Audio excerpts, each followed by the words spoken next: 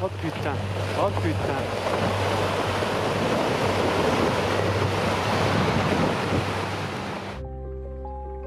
Samedi 21 juin 2050, dans une station de ski en Suisse. C'est dans ce décor de rêve que la famille Dubreuil vient de passer une extraordinaire semaine de vacances. La fin de leur séjour approche, alors pour terminer en beauté, ils ont choisi de s'offrir une expérience inoubliable. T'as le vertige? Ah là là. Aujourd'hui, ils ont prévu de grimper jusqu'à 4000 mètres d'altitude, à bord du plus haut téléphérique du pays. À cet instant, la famille Dubreuil ne se doute de rien. Mais vous allez le voir, dans quelques minutes, elle va vivre un drame. Non loin de là, un étrange phénomène est en train de se produire. Il l'ignore, mais la montagne se fissure.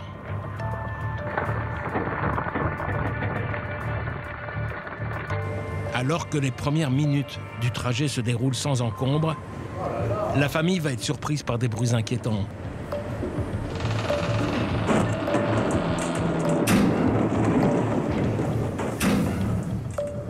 Et les Dubreuil ne sont pas au bout de leur peine, loin de là.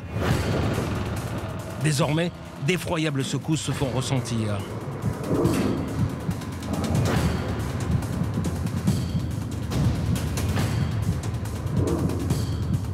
Cela ressemble à un tremblement de terre, juste sous leurs pieds.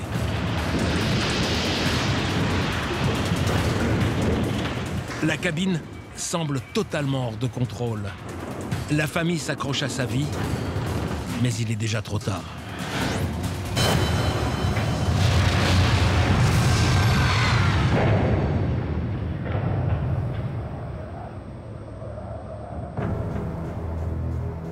Si ce scénario catastrophe relève aujourd'hui de la fiction, il pourrait bien devenir réalité dans quelques années.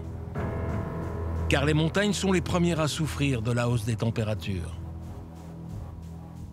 Les blocs qui sont maintenus par le permafrost commencent à se détacher et on voit des pans entiers de montagnes qui s'écroulent.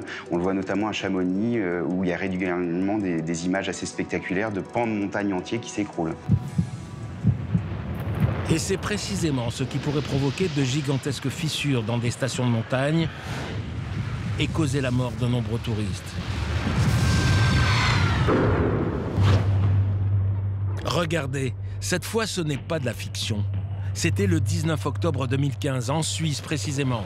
Oh putain, oh putain.